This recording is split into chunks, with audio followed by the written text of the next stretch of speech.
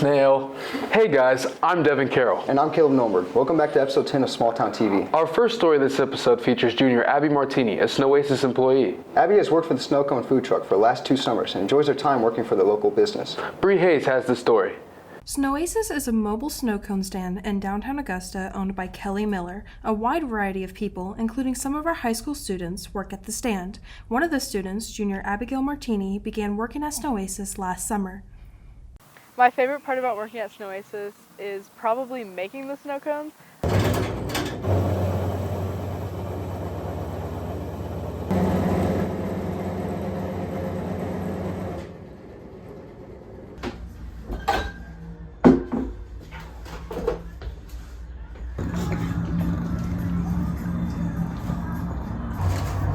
And then there's that one removing. Thank you. Yep, have a good day.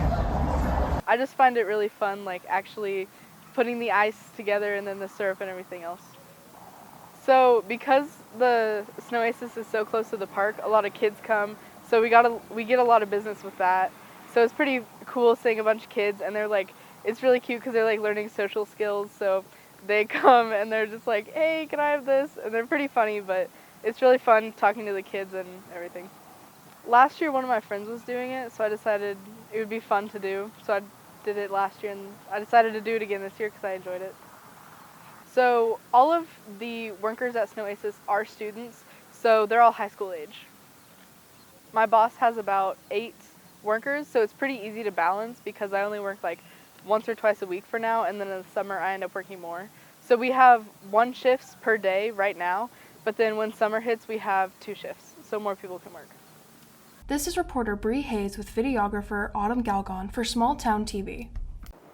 Wow, it's cool to know some places like Oasis have provided our students with money-making opportunities. Yeah, it is cool seeing our classmates around town working. With our second story, reporter Hayden Blair talks with Jason Lee Bradley about some of his antiques. At Preservation Acres, anyone can buy, sell, or trade antique signs, cans, and even gas pumps at the museum. Jason Lee Bradley started Preservation Acres with items he has had for 20 years. He wanted people to have a free area to hang out and take photos, and even hopes to make it an official venue.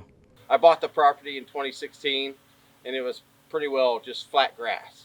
So just getting started was just start digging a pond. I knew I wanted a pond, and then that gave me a lot of dirt for the hills, elevation, and then I always barter and trade. People that needed work done, I got rock from them for doing some trade, just here and there. Whatever I can get from this miscellaneous material to recycle.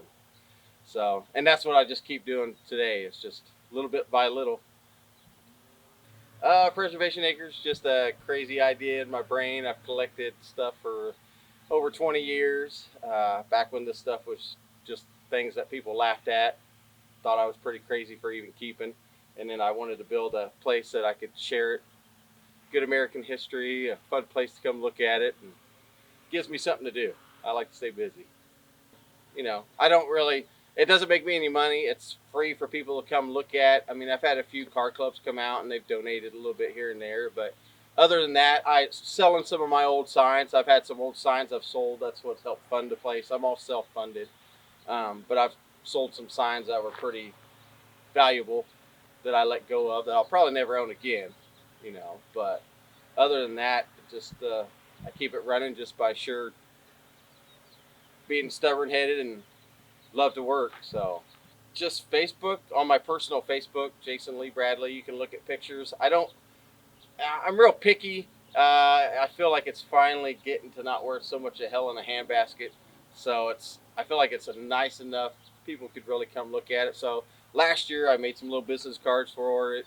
Other than that, it's just word of mouth. It's not very well known. So eventually it'd be cool if it was kind of like a little Americana or a Kansas roadside attraction. I wouldn't mind if it was like that, you know. That's why I plan on doing more parking. And, you know, I got the big giant here. That's going to be pretty awesome.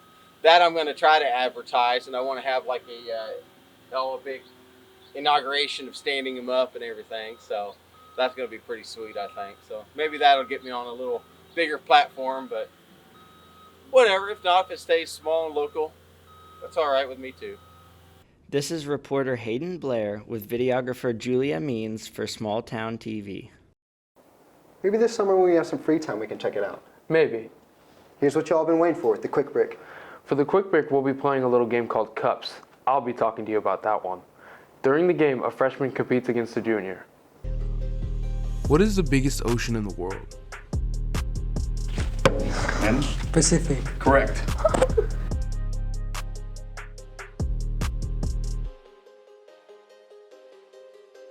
What's the biggest mammal in the world?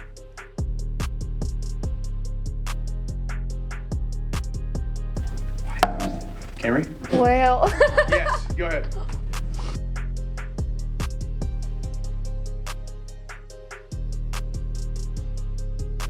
How many continents are there? Camry?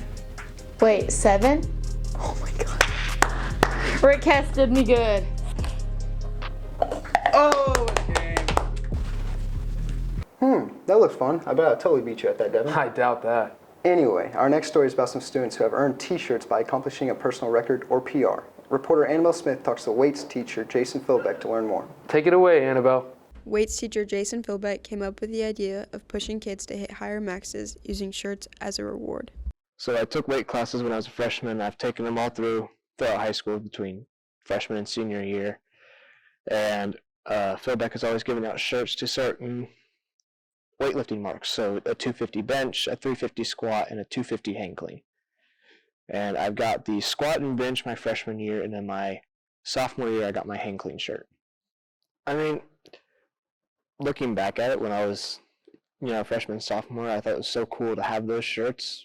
And so for those, freshmen, sophomores now, it gives them something to like try for almost. I think again, it's from coming. How many of those shirts do you have, Caleb? One too many to count, I guess. Sure, buddy. The school year is basically over and graduation is just in a few days. Seniors are thinking about their future, and reporter Willie John Morales asked the seniors where they would be in the next 10 years. Let's get to that story. Seniors share where they expect to be in 10 years. In 10 years, I probably see myself getting done with college, starting my career. I really want to be a vocalist, so wherever that takes me, if that's performing or like being in a band or even just like being a vocal teacher, I'd be cool with it. I see myself being a physical therapy assistant and being in school to become a physical therapist. Definitely in 10 years, I picture myself in an automotive shop, like scenery, definitely, or possibly in like the car YouTube scenery. I really like cars, that's my passion, and that's what I want to do. Where do you think you'll be in the next 10 years? Probably my mom's basement. Your mom doesn't even have a basement. That's not funny, man. Talking about getting older. Yeah, the oldies are always the best. I mean, come on, the music, movies, or even some of your favorite teachers. Social studies teacher Rick Hess and special education teacher Steve Riker are wrapping up their final year at Augusta. Reporter Rachel Womodorf has the story. Social studies teacher Rick Hess has taught at Augusta his entire career. He began teaching in 1987 after a year of substitute teaching. He coached middle school basketball for 10 years and high school baseball for 23 years. The people I've worked with, the administration that we've had, the support of school board and administrators has always been there. I've never considered going anywhere else, even though, you can talk about money and all that, but there's more to it than money. Hess's experience allows him to see the sides of teaching students tend to miss. Really teaching there's a lot of rewards with that students probably don't ever see. When someone passes your class and they struggle passing any class, there's definitely a sense of satisfaction in that. Another teacher and coach retiring this year is special education teacher Steve Riker. Throughout his 39 years of coaching and teaching, he has coached 12 years of basketball and 3 years of football. He is the current head coach of the cross-country and track and field teams. Riker sees AHS as the ideal high school. And I think this is almost an ideal size school. Growing up in a very big school, you would sit around people at graduation that you never saw before. Whereas you get to too small of a school, it's like you know too much almost. This is a good sized place, I think. Looking back on his career, Reichert's biggest realization is how fast the time has gone. You're going to wake up one day and look in the mirror and be 60 years old, and you're going to think, where did it all go? So just taking your time, enjoying it day by day. I hear kids all the time, I wish it was Friday. Well, no, I get the sentiment of that, but don't wish your life away. Enjoy it, because it happens in a hurry. This is reporter Rachel Wommeldorf and videographer Isaac Bosky for Small Town TV. These teachers have had such an influence on some of their students. Yeah, I've heard a rumor around school about social studies teacher Joan Riker wanting to teach one more year than her husband. I heard that too, so she can say she taught longer than him. That ends our final Small Town TV episode this year. Hope you all enjoy your summer, and we'll see you all next year.